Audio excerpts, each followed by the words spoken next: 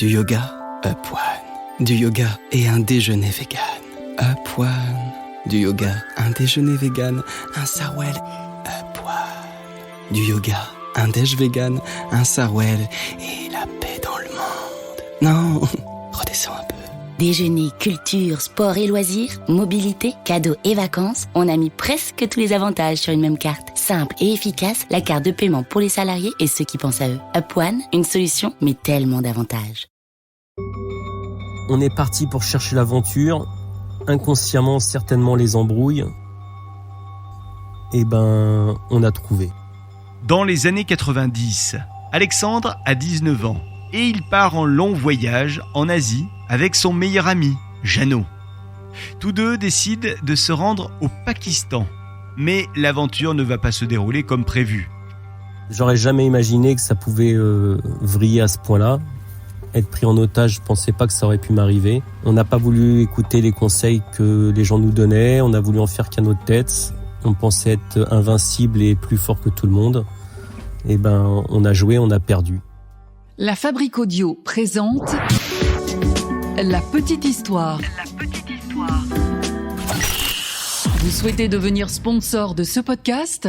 Contact @lafabriqueaudio.com. Salut tout le monde, je suis Florent Mounier et vous écoutez un épisode spécial de La Petite Histoire, un podcast produit par La Fabrique Audio. Alors je parle d'un épisode spécial car aujourd'hui vous allez entendre les protagonistes de notre récit. C'est Alice Guillonnet qui est allée à la rencontre d'Alexandre. Alexandre qui a eu, c'est le moins qu'on puisse dire, la peur de sa vie dans les années 90.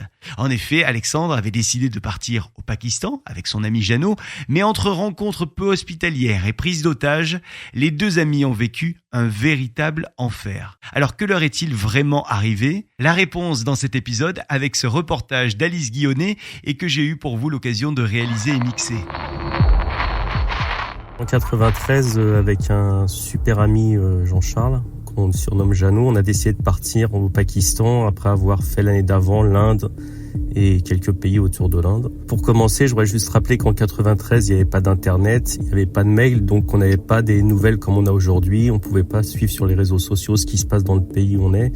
Donc c'était vraiment, on découvrait au jour le jour les problématiques du pays. On avait juste des guides de voyage style guide du routard ou Lonely Planet. Et à savoir que sur ce pays-là, le Pakistan en question, il y avait que le Lonely Planet qui était en anglais. Et notre niveau d'anglais, que ce soit à Jeannot ou à moi, il était vraiment très approximatif. Donc on comprenait quand même pas tout ce qui se passait. Donc on décide de partir pour le Pakistan. Le Pakistan, c'est un endroit qui nous fait assez rêver, non seulement par les montagnes, c'est là qu'il y a le fameux K2, qui est un super sommet, plus à l'époque des années 70-80, c'est une destination de hippies. Et sachant que c'est un pays qui est quand même pas trop développé touristiquement, contrairement à l'Inde qui est à côté. Donc tout ça, ça nous motive vraiment pour aller dans ce pays. Dans la partie du Pakistan qui nous intéresse, c'est ce qu'on appelle les zones tribales. C'est le nord du Pakistan qui est frontalier avec l'Afghanistan. Elles sont contrôlées par les talibans. Et ils ont un accord avec le gouvernement. Ils ont un accord, c'est-à-dire que dans les zones tribales, on accepte de faire tout le business, opium, trafic d'armes, trafic de pierres. Le gouvernement va pas mettre son nez dans les zones tribales. Les zones tribales restent tranquilles. Et l'un va pas voir l'autre quand l'autre va pas voir l'un. Donc direction plein nord dans les zones tribales, en espérant que l'aventure nous y attende. On arrive à Lahore et on prend un taxi pour aller dans une auberge de jeunesse qu'on avait repérée. Et là, en pleine nuit, il y avait personne dans la rue à Lahore. On se fait contrôler par la police. Et ils nous font descendre du véhicule, regarder dans les bagages. Vu qu'on avait bu un peu de whisky dans l'avion, soi-disant, la police sent dans notre haleine le whisky. Et donc, il va falloir payer un bakshish car c'est interdit.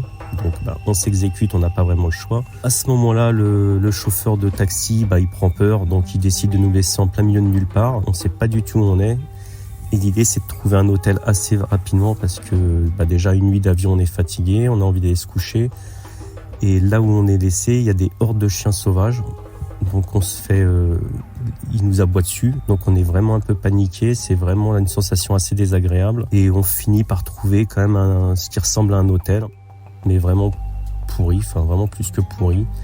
Mais on n'a pas le choix, donc on rentre dedans. Le feeling du début est vraiment pas agréable. Il fait vraiment une chaleur étouffante. Les gens, ils nous regardent vraiment bizarrement. Ils voient pas de blanc, ils nous observent, ils nous regardent. La chambre qu'on trouve dans l'hôtel, on dépose nos affaires, on prend un petit déjeuner et tout, on va se reposer, on fait une sieste et puis on s'aperçoit que il y a des mini trous dans le mur. Donc on trouve ça assez bizarre, on regarde un peu plus et là on regarde dans le mini trou et derrière le mini trou, qu'est-ce qu'on voit ? On voit l'œil d'un homme, quoi. Donc on sort d'un coup et en fait c'était le responsable de l'hôtel qui était en train de nous espionner à travers un mini trou. Donc là, on s'est vraiment demandé dans quel hôtel on était tombé. On se faisait espionner, en fait. Alors, pourquoi ils nous espionnaient, je sais pas. Soit c'était par curiosité, soit c'était pour voir s'ils pouvaient pas nous balancer aux flics pour un bakchich quelconque. Parce que c'est un pays qui marche beaucoup avec le bakchich. Donc ça, on n'aura jamais la réponse. On décide dans la foulée de refaire nos bagages et de retrouver un hôtel maintenant qu'on est en journée. Quand on est parti de cet hôtel miteux, au bout de 500 mètres dans la rue, je me suis aperçu qu'il me manquait de l'argent et qu'on n'avait plus du tout de cash sur nous. Donc, deuxième instant de panique, c'est comment on fait ? Est-ce qu'on va les voir et qu'on leur met la pression pour récupérer l'argent, qu'ils vont nier de toute façon ? Et on demande à une personne dans la rue, en leur expliquant qu'on est un peu dans la galère pour l'argent et tout ça, où c'est qu'on peut trouver de l'argent. Et sans lui demander de l'argent ou quoi que ce soit, la personne de lui-même nous a proposé un peu d'argent. Il nous a donné, je me rappelle plus la somme, on va dire l'équivalent de 20 ou 30 euros d'aujourd'hui.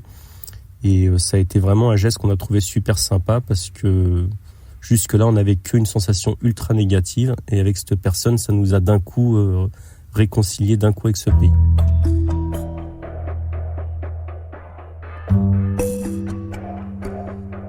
Donc on est parti de Karachi pour 36 heures de train en direction de Lahore.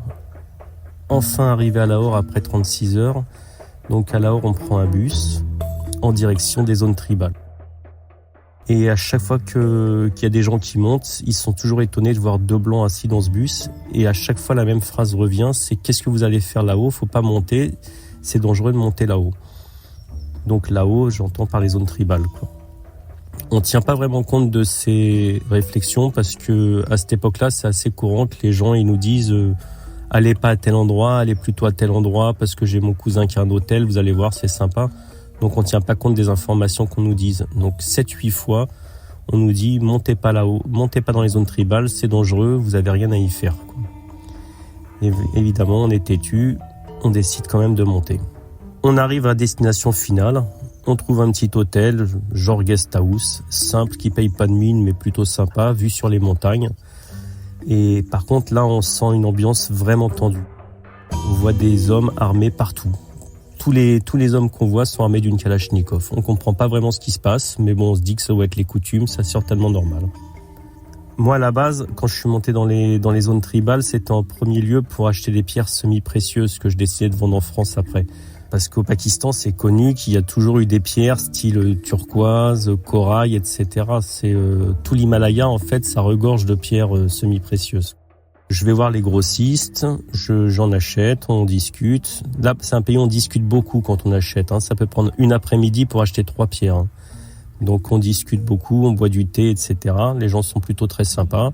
De fil en aiguille, on me dit qu'il est possible d'aller essayer de tirer avec différentes armes. Il suffit juste de se faire passer pour acheteur. Donc, avec mon pote Jeannot, on décide d'aller le faire. Ce qui nous permet de tirer, d'essayer différentes munitions, que ce soit Kalachnikov, RPG, etc. On est content de rentrer à l'hôtel le soir. On se pose sur la terrasse du toit avec vue panoramique sur toute la chaîne himalayenne. C'est vraiment un super moment. Et on a la chance, on rencontre un Français le soir. Ce qui est assez rare de rencontrer un autre touriste. Donc on parle un petit peu et en fait c'est un journaliste qui est indépendant qui est venu pour faire un reportage sur les zones tribales. Il a un peu plus d'informations que nous, forcément il s'est un peu plus renseigné auprès de l'ambassade, etc. avant de faire son reportage.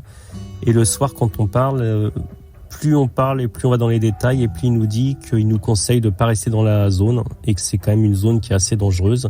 Et que lui-même, il va partir tôt demain matin. Et on lui dit, on verra, nous on partira d'ici quelques jours. Et il nous répond, vous faites comme vous voulez, mais moi je vous préviens, je pars très tôt demain matin.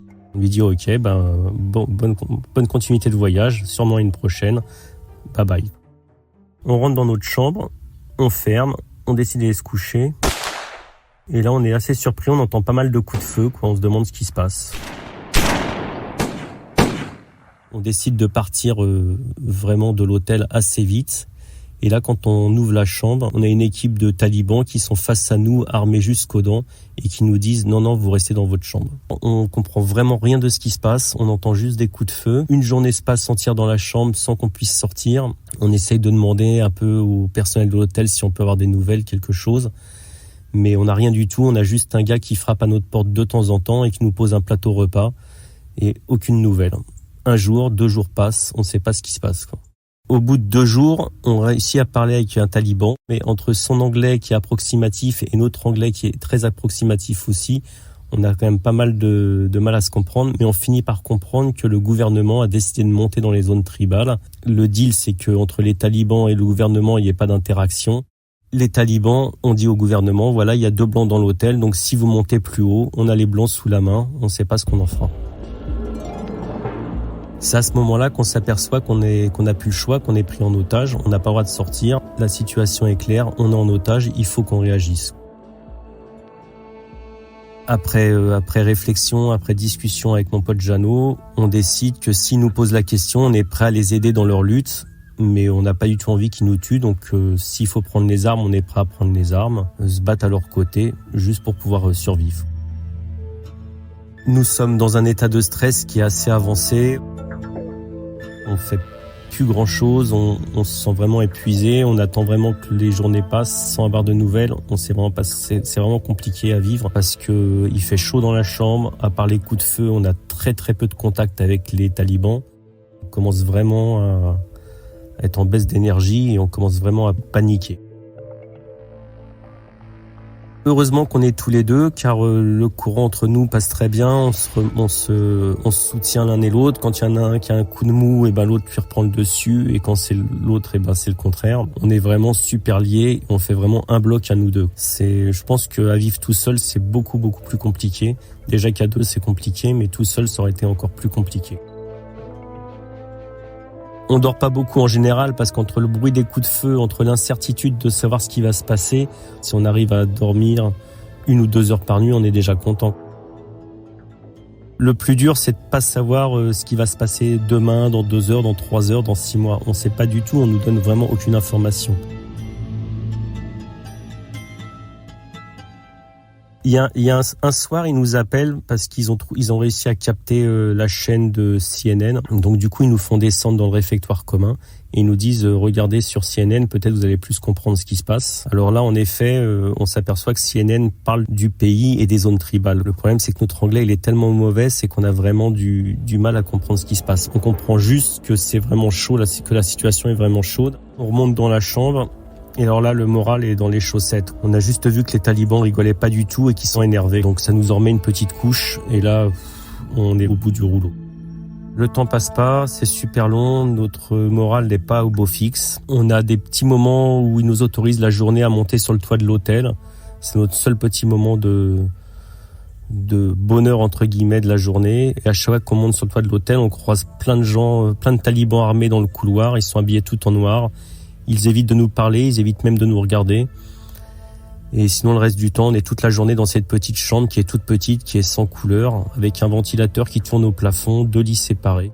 On entend toujours des coups de feu, la nuit, la journée. Honnêtement, on est vraiment en flip. Un matin, ils viennent nous chercher. Ça fait pratiquement 1 semaine qu'on est dans la chambre. Et ils nous disent qu'aujourd'hui, on va être libérés, qu'on va partir, qu'il faut préparer nos affaires. On ne sait pas pourquoi aujourd'hui, mais en tous les cas, on est super soulagés. On retrouve une respiration, on est super bien. L'après-midi, ils nous disent c'est bon, vous êtes libérés, donc vous partez. Ils nous mettent dans une voiture, Jeannot et moi, sans explication, sans rien, on comprend rien du tout, mais on accepte, on part. On va dans la voiture, on fait 3-4 kilomètres, on tombe sur un barrage de rebelles armés jusqu'aux dents. Et là, ils parlementent entre le chauffeur et les rebelles. On comprend que ça se passe pas bien. Fin du départ, on retourne dans notre chambre d'hôtel. Franchement, on est vraiment dégoûtés, on comprend pas pourquoi. Déjà, on comprend pas pourquoi ils nous ont dit de partir. On comprend encore moins pourquoi ils nous disent de revenir. On a l'impression qu'ils nous baladent, qu'ils font ce qu'ils veulent avec nous. Est-ce que c'est pour nous saper le moral? Est-ce que c'est pourquoi? On sait pas. Mais en tous les cas, le résultat, c'est que le soir même, on est encore dans cette chambre d'hôtel avec ce petit ventilateur qui tourne au plafond. Après cette nuit de déprime où vraiment on savait plus comment penser, Le lendemain matin, vers 5h du matin, il y a le cuisinier qui frappe à notre porte et qui nous dit « Deuxième tentative de départ, on va vous mettre dans une camionnette avec d'autres personnes. Et là, ça devrait être la bonne. » 2 heures plus tard, il nous charge dans une camionnette où on est une quinzaine dedans, des Chinois, nous et des talibans. Et en fait, avec nous, il y a des Chinois qui faisaient du commerce aussi dans les zones tribales. On ne l'a pas su, mais on l'a vu une fois qu'on était dans la camionnette. Et ces Chinois, ils vont aussi servir de monnaie d'échange avec les talibans. Donc la camionnette, elle est composée de Chinois, de Blancs et quelques talibans. On est entassés dans cette camionnette, on est vraiment les uns sur les autres, quoi. Et tous les 3-4 kilomètres, il y a un barrage tenu par les talibans qui contrôlent aussi bien les personnes qui veulent monter dans les territoires que les personnes qui veulent sortir des territoires. Dans la camionnette, moi je suis assis devant et à droite et Jeannot il est assis derrière et à gauche. Donc on est à l'opposé l'un de l'autre, donc on peut pas vraiment se voir, surtout qu'on nous dit de regarder par terre, on nous met des couvertures sur la tête pour pas qu'on puisse être vu ou pour que nous, peut-être qu'on puisse pas voir ce qui se passe, je sais pas trop. Premier arrêt, donc le mec du contrôle, il parle avec le chauffeur de la camionnette, il jette un vague coup d'œil dans la camionnette, il s'aperçoit qu'il y a 2 blancs, donc ils comprennent pas pourquoi il y a des blancs dans la camionnette, donc ils nous font sortir, le ton monte, nous on sait pas du tout, on est là, on n'ose même pas regarder les gens. Au bout de 7-8 minutes de discussion, on retourne dans la camionnette, on redescend, on est parti pour 3-4 km, un nouveau barrage. Et là, rebelote, jusqu'au 2e, 3e barrage, il fouille un peu plus dans les affaires et là, il tombe sur l'appareil photo de Jeannot qui était venu là à la base pour faire un reportage photo. Donc, voyant son matos photo, ça leur met, ils se demandent si on est des espions, ils se demandent qui on est. Et là, il s'énerve vraiment, ils sortent Jeannot assez violemment du camion, ils écrasent son appareil photo, ils lui mettent une Kalachnikov sur la tempe. Et là, ça crie, ça commence à parler fort fort entre le chauffeur et les gars. On sait pas du tout ce qui se dit. Et là, aussi bien lui que moi, on est vraiment au fond du fond, on pense vraiment qu'on va être tué, quoi. Il y a un moment où je me dis que ce goût de l'aventure va me coûter bien plus cher que ce que j'aurais pu imaginer. Tout le monde dans le camion retient son souffle. Au final, il nous laisse repartir. On remonte dans le camion. Et pendant 2-3 heures, ça dure comme ça. Tous les 2-3 kilomètres, il y a un barrage, il y a un contrôle, il y a les voix qui s'élèvent. À chaque fois, on se demande ce qui va se passer. On comprend pas, quoi. Ce qui fait le plus peur dans chaque contrôle, c'est qu'en fait, les contrôles, il peut y avoir autant des jeunes de 7 ans que des vieux de 70 ans. Ils sont tous armés de Kalachnikov. Et on voit bien qu'il y a vraiment de la haine dans leurs yeux et on sait vraiment pas du tout comment ils peuvent réagir. Ils peuvent appuyer sur la gâchette à tout moment, on sait même pas s'ils ont une formation, c'est pas tout ça. Donc c'est vraiment encore plus stressant, c'est que c'est pas du tout des gens de métier qui tiennent des armes, quoi. C'est vraiment le peuple. Au bout de 2-3 heures de route et de nombreux barrages, c'est enfin la fin du calvaire. Le camion s'arrête au milieu de nulle part. Ils nous disent de descendre du camion. Et là, à une 50aine ou une 100aine de mètres, on voit des militaires, mais ce coup-ci des vrais militaires de l'armée pakistanaise qui font un barrage.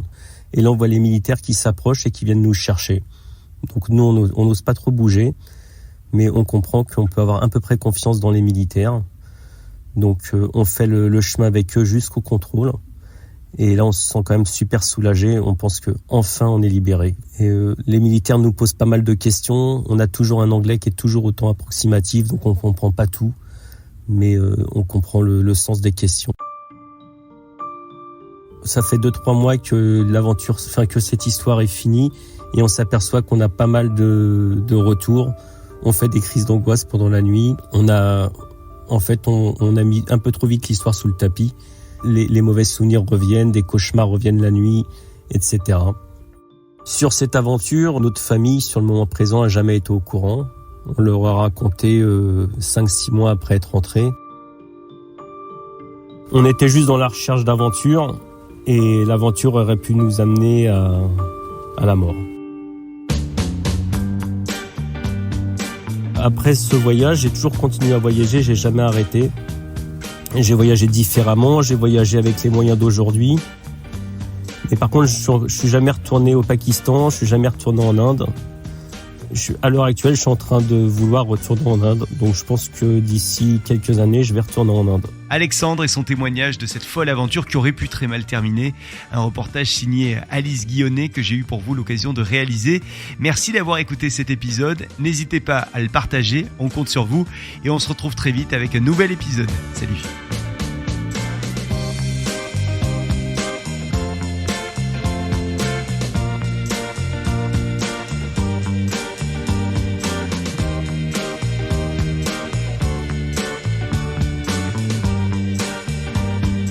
La Fabrique Audio présente La Petite Histoire. Vous souhaitez devenir sponsor de ce podcast ? Contact @lafabriqueaudio.com